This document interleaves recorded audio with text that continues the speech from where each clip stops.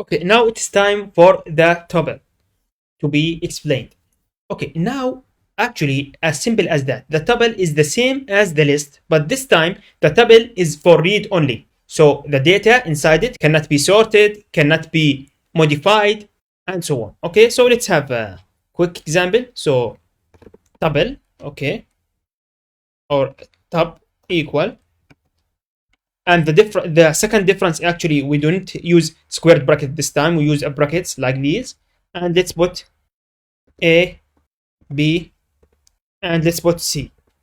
Now print the top tup, and this time I want the index one, which is b. Okay, so let's print this out. Let's see if it is working or not. Clear the screen first, and yeah, you can see it is b. All right, so far so good. But this time if I type top 1 equal h, for example, or let's put h. Okay, now you can see that it will not work. By the way, if it is a list, it will work.